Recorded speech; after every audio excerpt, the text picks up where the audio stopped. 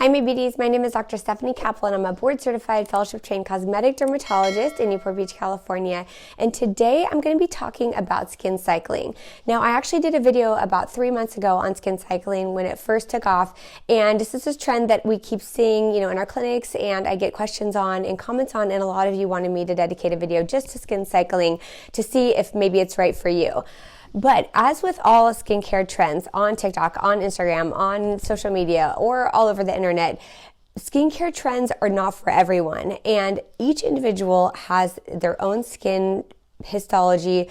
Different components of the skin make certain people more sensitive or receptive to certain active ingredients or even treatments and procedures than others. So never use these blanket statements that you find on social media to adapt to you. Your skin will tell you what it's responsive to, what it's sensitive to. And the problem with skincare trends is that it's not universal. It's not for everyone. Everyone's skin is different. And I say this all the time. Excuse me, that my voice is like lost. My son was in a surf competition a couple of days ago and I was like screaming for him. He got first in his heat. I'm so proud of him. But I was like the obnoxious mom, just like screaming for him as if he can hear me like so far out in the ocean. But anyway, so the thing with skincare trends and a lot of, different things that you see on social media, it's not all, a blanket statement or a blanket recommendation or trend that works for everybody. I think skin cycling is good for people who are new to the skincare game or who maybe have very sensitive skin. But the problem with skin cycling is a lot of patients of mine who have been on really, effective vitamin A derivatives, say they're using a tretinoin once a week and they're using a retinol every night, they get into the skin cycling regime and then they're kind of like taking steps backwards because now they're not tolerating the products that they were able to tolerate once before. And again, everyone's skin is different. The density of sebaceous glands, the thickness of the skin, some people may have a little filaggrin defect or mutation, which basically disrupts the skin barrier, makes your skin more sensitive to others. That's why maybe a sister or a friend may be able to tolerate certain active ingredients that you and your skin just for some reason cannot tolerate. And even within your own skin biome and histology and genetic makeup, your skin may change. Sometimes your skin may be able to tolerate certain active ingredients or a certain skincare regimen that you can't tolerate when you have a change in temperature or a change in climate or weather or your dietary change or your environment changes. So it's really important to just not fall for these trends and just incorporate it into your own skincare regimen or think that that's best for you, because usually, something that's trending is not something that may be best suited for you. Maybe at a certain time, like if you're introducing a new product or if you're going through a time where your skin's a little bit more sensitive, say you go snowboarding in the mountains and you're at altitude and the humidity drops, and maybe skin cycling would be good for you at that point. But for most people who follow me or most people who are in the skincare game, you're already doing these things, and using a retinol once a week may not be enough, or using just an exfoliating component like a AHA or a BHA once a week may not be enough. So that's the thing. I think skin cycling is good for people who are new to the skincare game or who have sensitive skin. But for most people, I feel that it may be taking steps backwards and can cause more harm than good, because you're only getting a vitamin A derivative and some type of AHA or BHA just once a week or maybe twice a week at most. And usually that's not enough. So for skin cycling, what is the regimen? So it's day one is an exfoliator. So it's usually like an alpha hydroxy acid or a lactic acid or glycolic acid, or maybe even a beta hydroxy acid like a salicylic acid. On day two, it's some type of vitamin A derivative, so retinol or retinaldehyde. And day 3 and 4 are like the hydration, moisturization, recovery, and repair to repair the barrier. And the goal for skin cycling is to minimize inflammation. So I also want to take this time to note the difference between inflammation and erythema.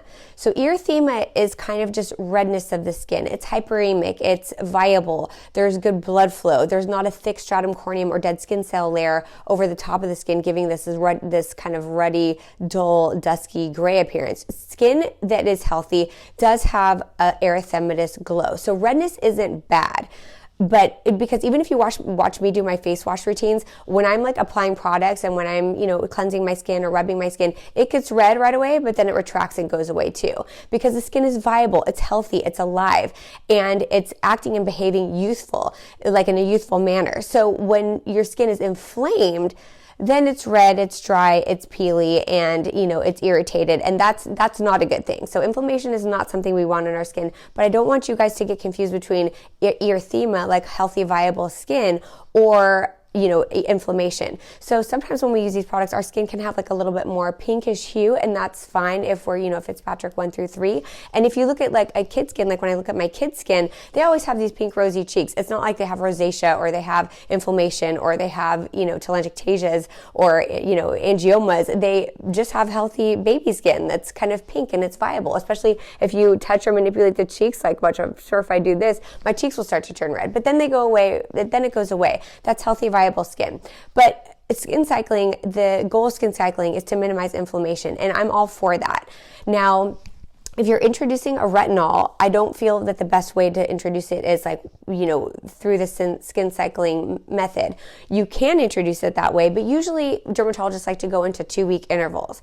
Say you're incorporating a retinol into your skincare program, or retinaldehyde, or even a tretinoin, or even tazarotene if you're up for it, which I wouldn't recommend it. That's probably the strongest, most potent vitamin A derivative, although I feel like it's an Olympic sport, like trying to get to be, one of those people who just uses tazarotene or Tazorac on a weekly basis, but many of us can't do that.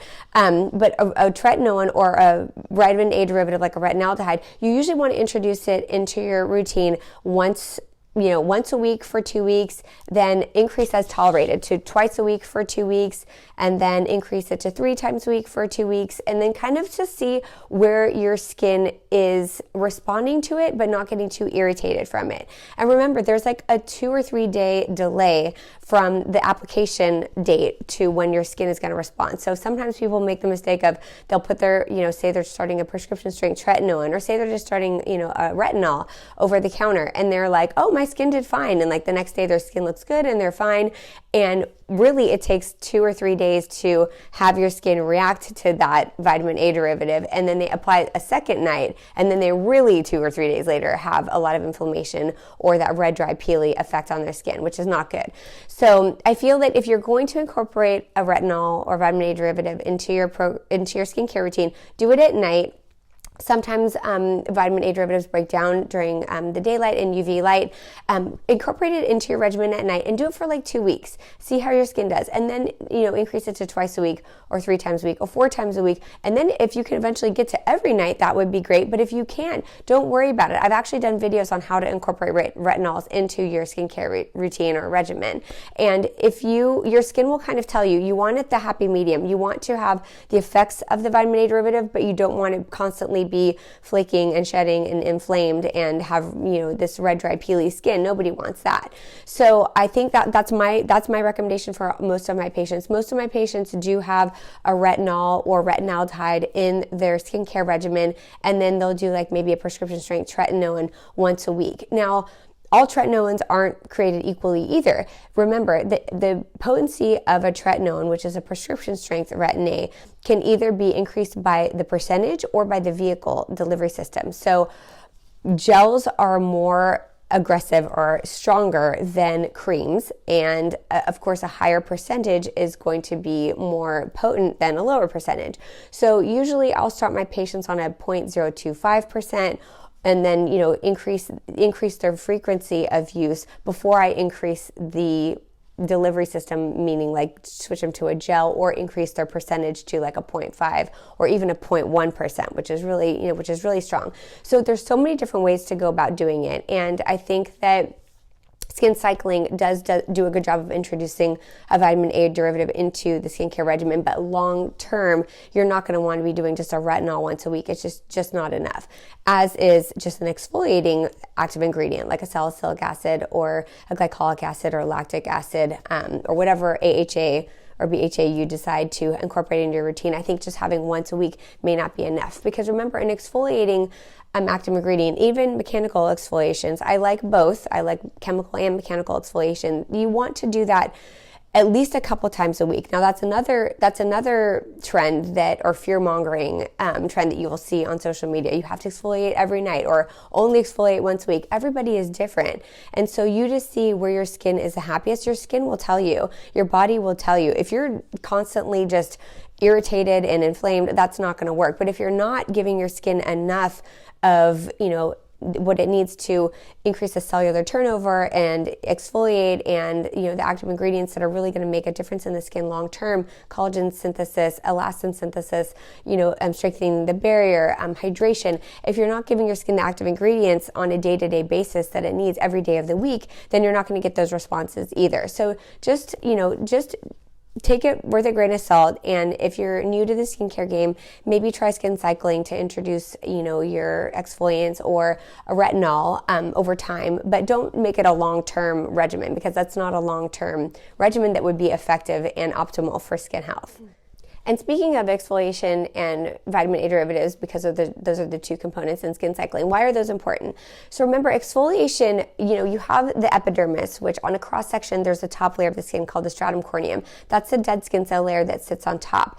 That also gives skin that dull, lustreless, kind of gray, very dull appearance. And so when you exfoliate those dead skin cells off, not only does the skin look more vibrant and the texture and tone looks more even, but your skincare products penetrate better, and it stimulates the cells, the keratinocytes, to increase their cellular turnover time. So the time it takes from a baby epidermal keratinocyte to become from a stem cell all the way to maturation and desquamation, where it sloughs off, takes about 28 days in a healthy or younger patient. And as we get older, that can increase by weeks or even 2 to 3 weeks, and those dead skin cells kind of stick around.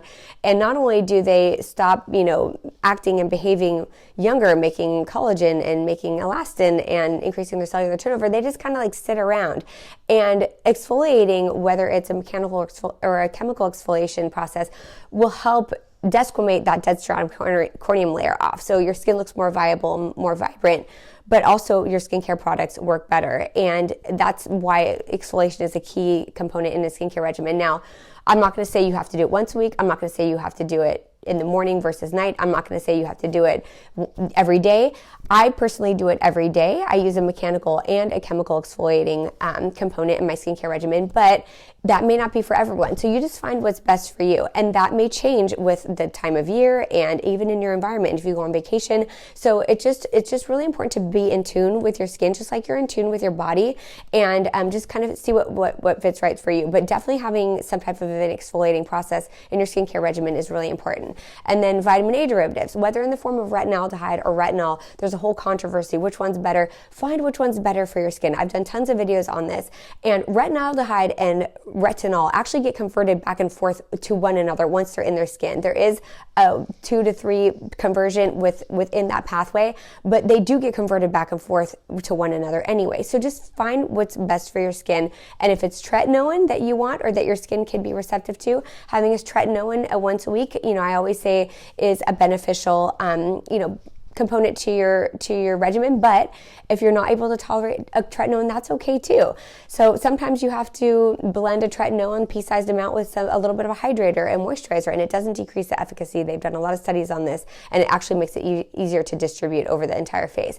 So maybe you do it once a week, maybe you do that twice a week. Just find what your skin responds to, and your skin is always changing, so your regimen should always be changing. An aging face is always changing. That's why we come in the office and we do all these different procedures. It's okay to be dynamic and fluid and just find what works best for you. And don't be, the fear mongering and the trends that are on social media. Don't say, oh gosh, now I need to do this with my skin. This is what I need to be doing. Just find what works best for you. So you should have some type of exfoliator and vitamin A derivative. And I always think of vitamin C as well in your skincare regimen, as well as some barrier restoration or moisturizer or hydrator as well in your skincare regimen too. Because although it is, important for your skin to have their barrier repaired and hydration, I say you need that every day, not just on days 3 and 4. So I feel like every day, if possible, you should be having these key ingredients. And if not, try to get them in more than once a week. So I hope this helps. I hope this makes sense. And, it all just depends on your retinol that you're using. For example, I have it right here. I have my RxR retinol with my skincare line MDAiRE. The retinol in this is a 1.0 8%, but it packs a punch with efficacy. It's probably more effective than a 2% retinol, but the way it's microencapsulated in the vehicle delivery systems make it not sensitizing to the skin. So I engineered this with my patients in mind who have very sensitive skin because I wanted them to be on a retinol, but without all that sensitization that you get from vitamin A derivatives. And it has to do with the way the vehicle delivery system and the microencapsulation of the product is. So basically, when you get all that irritation and all that inflammation and that red, dry, peely effect, that's because a lot of the product gets excreted into the extracellular space. If you think of the skin as kind of like the bricks and the mortar, the cells are the bricks and the mortar is the extracellular fluid or the extracellular space.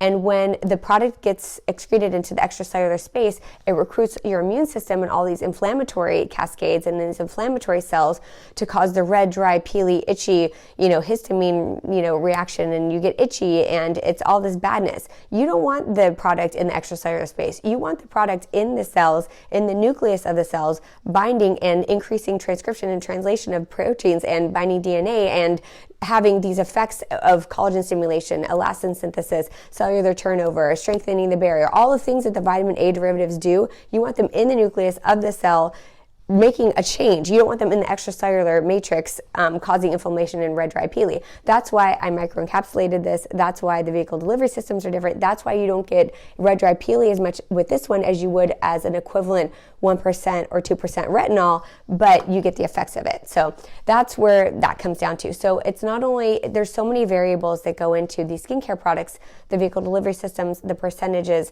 the skin histology, what your skin is like at that time, and other extenuating factors, other active ingredients that you're using. So just find what's right for you and just go slow and steady wins the race. And over a long course of years and decades, using these skincare products, active ingredients, not just once a week, but every day, and incorporating them into your regimen that is a protocol that fits your skin and your needs is really important. And that's the best thing that you can do.